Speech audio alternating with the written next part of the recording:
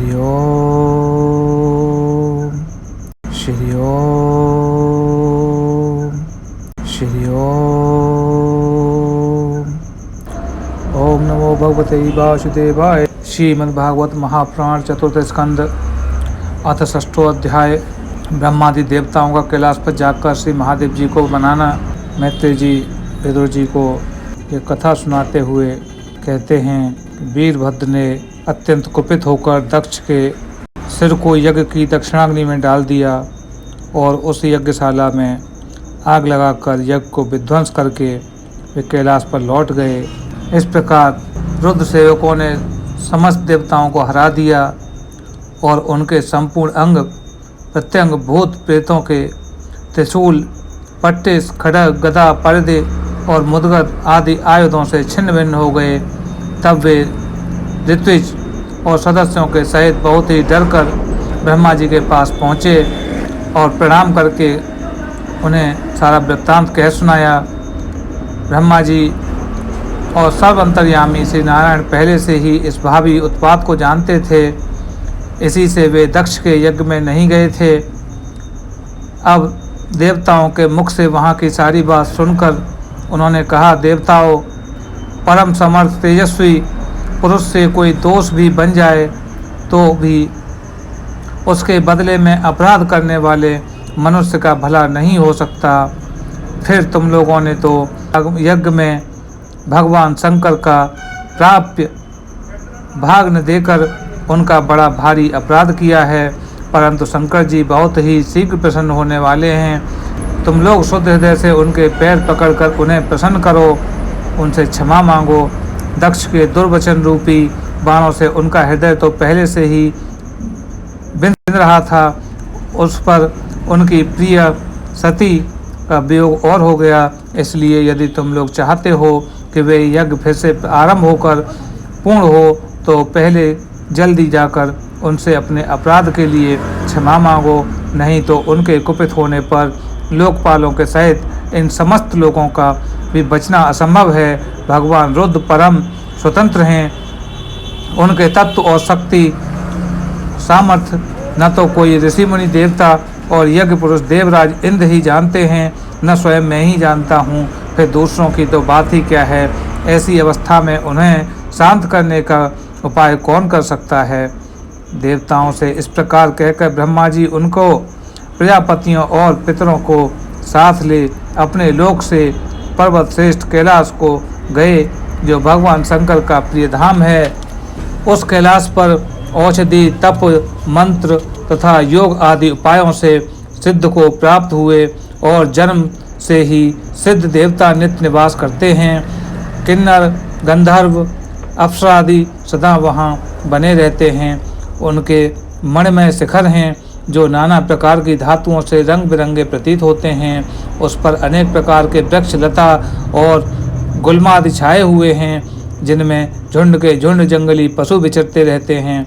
वहाँ निर्मल जल के अनेकों झरने बहते रहते हैं। बहुत सी गहरी कंदरा और ऊंचे शिखरों के कारण वह पर्वत अपने प्रीतमों के साथ विहार करती हुई सिद्ध पत्नियों का क्रीड़ा स्थल बन चुका है। वह सब ओर मोरों के शोर से, मदांध भ्रमरों के गुंजार, कोयलों की कूकू ध्वनि तथा अन्य पक्षियों के कलरव से गूंज रहा है। उसके कल्प वृक्ष अपनी ऊंची ऊंची डालियों को हिलाकर मानो पक्षियों को बुला रहे हैं तथा हाथियों के चलने फिरने के कारण वह कैलाश स्वयं चलता हुआ सा और झरनों की कलकल ध्वनि से बातचीत करता हुआ सा जान पड़ता है। मंदार, परिजात, सरल, तमाल, साल, ताड़, कचनार, असन और अर्जुन के वृक्ष से वह पर्वत बड़ा ही सुहावना जान पड़ता है। आम, कदम, नीम, नाग, पुत्रांग, चंपा, गुलाब, अशोक, मौलश्री, कुंद, कुबरक, सुनहरे शतपत्र, कमल, इलायची और मालती की मनोहर लताएँ तथा कुब्बजक, मोगरा और माधवी की बेलें भी उसकी शोभा बढ़ाती हैं।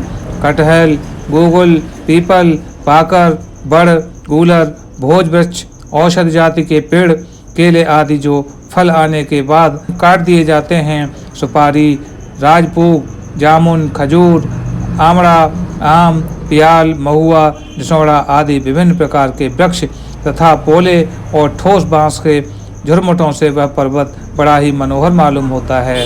उसके सरोवर में कुमुद, उत्पल, कल्हार, शतपत्र आदि अनेक जातियों के कमल खिल रहे हैं। उनकी शोभा से मुग्ध होकर करलब करते हुए झुंड के झुंड पक्षियों ने वहाँ बड़ा ही भला सा कर रखा है।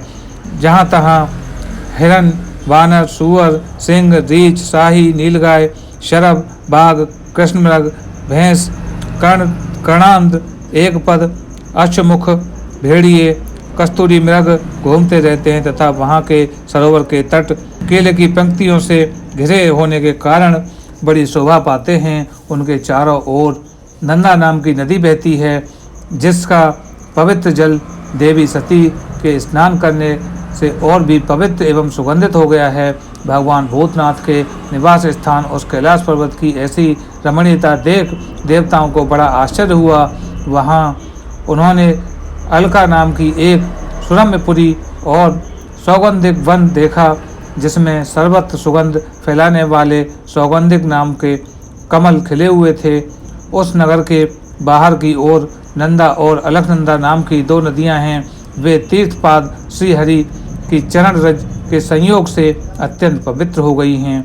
उन नदियों में रतिविलास से थकी हुई देवांगनाएं अपने अपने निवास स्थान से आकर जल क्रीड़ा करती हैं और उसमें प्रवेश कर अपने प्रियतम पर जल उलीचती हैं। स्नान के समय उनका तुरंत का लगाया हुआ कुमकुम धुल जाने पर जल पीला हो जाता है।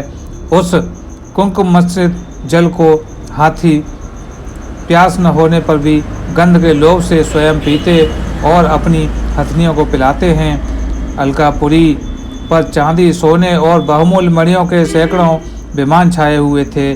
उसमें अनेक यक्ष पत्नियां निवास करती थीं। इनके कारण वह विशाल नगरी बिजली और बादलों से छाए हुए आकाश के समान जान पड़ती थी। यक्षराज कुबेर जी की राजधानी उस अलकापुरी को पीछे छोड़कर देवगढ़ सौंदिक वन में आए। वह वन रंग बिरंगे फूल और पत्तों वाले अनेकों कल्प वृक्षों से सुशोभित था। उसमें कोकिल और पक्षियों का करलब, भौरों का गुंजन हो रहा था तथा राजहंसों के परम प्रिय कमल कुसुमों से सुशोभित अनेक सरोवर थे। वह वन जंगली हाथियों के शरीर की रगड़ से घिरे हुए हरचंदन वृक्षों को स्पर्श करके चलने वाली सुगंधित वायु के द्वारा यक्ष पत्नियों के मन को विशेष रूप से मथे डालता था। बावलियों की सीढ़ियाँ बैदूर मणि बनी हुई थीं। उनमें बहुत से कमल खिले रहते थे। वहाँ अनेक किमपुरुष जी बहलाने के लिए आए हुए थे। इस प्रकार उस वन की शोभा निहारते जब देवगढ़ कुछ आगे बढ़े तब उन्हें पास में ही एक वट वृक्ष दिखाई दिया। वह वट वृक्ष 100 योजन ऊंचा था तथा उसकी शाखाएं 75 योजन तक फैली हुई थीं। उसके चारों ओर सर्वदा अविचल छाया बनी रहती थी, इसलिए धाम का कष्ट कभी नहीं होता था तथा उसमें कोई घोंसला भी न था। उस महायोगमय और मुमुक्षुओं के आश्रयभूत वृक्ष के नीचे देवताओं ने भगवान शंकर को विराजमान देखा। वे साक्षात क्रोधहीन काल के समान जान पड़ते थे। भगवान भूतनाथ का श्री अंग बड़ा ही शांत था। सनंदनादि शांत सिद्धगढ़ और सखा यक्ष राक्षसों के स्वामी कुबेर उनकी सेवा कर रहे थे। जगतपति महादेव जी सारे संसार के सुहृदय हैं, इसलिए वह सबका कल्याण करने वाले हैं। वे लोकहित के लिए ही उपासना, चित्त की एकाग्रता और समाधि आदि साधनों का आचरण करते रहते हैं। संध्याकालीन मेधा की सी कांति वाले शरीर पर तपस्वियों के अभीष्ट चिन्ह, भस्म, दंड, जटा और मृगचर्म एवं मस्तक पर चंद्रकला धारण किए हुए थे। वे एक कुशासन पर बैठे थे और अनेकों साधु श्रोताओं के बीच में श्री नारद जी के पूछने पर सनातन ब्रह्म का उपदेश कर रहे थे। उनका बायां चरण दाईं जंघा पर रखा था। वे बाएं हाथ और बाएं घुटने पर रखे कलाई में रुद्राक्ष की माला डाले तर्क मुद्रा से विराजमान थे। वे योगपट काठ की बनी हुई टेकनी का सहारा लिए एकाग्रचित्त से ब्रह्मानंद का अनुभव कर रहे थे।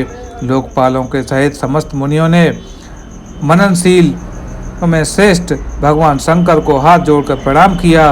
यद्यपि समस्त देवता और दैत्यों के अधिपति भी श्री महादेव जी के चरण कमलों की वंदना करते हैं, तथापि वे ब्रह्मा जी को अपने स्थान पर आए हुए देख तुरंत खड़े हो गए और जैसे वामन अवतार में परम पूज्य विष्णु भगवान कश्यप जी की वंदना करते हैं, उसी प्रकार सिर झुकाकर उन्होंने प्रणाम किया। इस प्रकार शंकर जी के चारों ओर जो महर्षियों सहित अन्य सिद्धगण बैठे थे, उन्होंने भी ब्रह्मा जी को प्रणाम किया। सबके नमस्कार कर चुकने पर ब्रह्मा जी ने चंद्रमौली भगवान से, जो अब तक प्रणाम की मुद्रा में ही खड़े थे, हंसते हुए कहा, देव मैं जानता हूँ आप संपूर्ण जगत के स्वामी हैं, क्योंकि विश्व की योनि शक्ति अर्थात प्रकृति और उसके बीज शिव पुरुष से परे हैं। जो एक रस परम ब्रह्म हैं वह आप ही हैं। भगवान आप मकड़ी के समान ही अपने स्वरूप भूत शिव शक्ति के रूप में क्रीड़ा करते हुए लीला से संहार की रचना पालन और संहार करते हैं। आपने धर्म और अर्थ की प्राप्ति करने वाले वेद की रक्षा के लिए दक्ष को निमित्त बनाकर यज्ञ को प्रकट किया है। आपकी बंधी हुई ये वर्णाश्रम की मर्यादाएं हैं, जिनका नियमनिष्ठ ब्राह्मण श्रद्धापूर्वक पालन करते हैं। मंगलमय महेश्वर आप शुभ कर्म करने वालों को स्वर्गलोक तथा मोक्ष प्रदान करते हैं तथा पाप कर्म करने वालों को घोर नरक में डालते हैं। फिर भी किसी न किसी व्यक्ति के लिए इन कर्मों का फल उल्टा कैसे हो जाता है। जो महान भव आपके चरणों में अपने को समर्पित कर देते हैं, जो समस्त प्राणियों में आपकी ही झांकी करते हैं और समस्त जीवों को अभेद दृष्टि से आत्मा में ही देखते हैं, वे पशुओं के समान प्रायः क्रोध के अधीन नहीं होते। जो लोग भेद बुद्धि होने के कारण कर्मों में आसक्त हैं, जिनकी नीयत अच्छी नहीं है, दूसरों की उन्नति देखकर जिनका चित्त दिन रात कुढ़ा करता है और मर्म भेदी अज्ञानी अपने दुर्वचनों से दूसरों का चित्त दुखाया करते हैं, आप जैसे महापुरुषों के लिए उन्हें भी मारना उचित नहीं है, क्योंकि वे बेचारे तो विधाता के ही मारे हुए हैं। देव भगवान कमलनाथ की प्रबल माया से मोहित हो जाने के कारण यदि किसी पुरुष की कभी किसी स्थान में भेद बुद्धि होती है, तो भी साधु पुरुष अपने पर दुख कातर स्वभाव के कारण उस पर कृपा की ही दृष्टि करते हैं। देववश जो कुछ हो जाता है वे उसे रोकने का प्रयत्न नहीं करते। प्रभु आप सर्वज्ञ हैं। परम पुरुष भगवान की दुस्तर माया ने आपकी बुद्धि का स्पर्श भी नहीं किया है, अतः जिनका चित्त उनके वशीभूत होकर कर्म मार्ग में आसक्त हो रहा है, उनके द्वारा अपराध बन जाए तो भी उन पर आपको कृपा करनी चाहिए।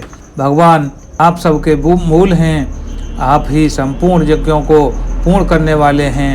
यज्ञ भाग पाने का भी आपको पूर्ण अधिकार है, फिर भी इस दक्ष यज्ञ के बुद्धिहीन याजकों ने आपको यज्ञ भाग नहीं दिया, इसी से यह आपके द्वारा विध्वस्त हुआ है। अब आप इस अपूर्ण यज्ञ को पुनरुद्धार करने की कृपा करें। प्रभु ऐसा कीजिए जिससे यजमान दक्ष फिर जी उठें, भग देवताओं को नेत्र मिल जाएं, भ्रव जी की दाढ़ी मूछें आ जाएं और पूषा के पहले के ही समान दांत आ जाएं। रुद्रदेव अस्त्र शस्त्र और पत्थरों की बौछार से जिन देवताओं और ऋतुजों के अंग प्रत्यंग घायल हो गए हैं, आपकी कृपा से वे फिर ठीक हो जाएं। यज्ञ संपूर्ण होने पर जो कुछ शेष रहे वह सब आपका भाग होगा। यज्ञ विध्वंसक, आज यह यज्ञ आपके ही भाग से पूर्ण हो। ओम नमो भगवते वासुदेवाय नमस्ते नमो नमः। इति श्रीमद्भगवत महापुराणे परमहंसस्य संहिता चतुर्थस्कन्धे रुद्रसान्त्वन् नाम 6 अध्याय तत्सतः।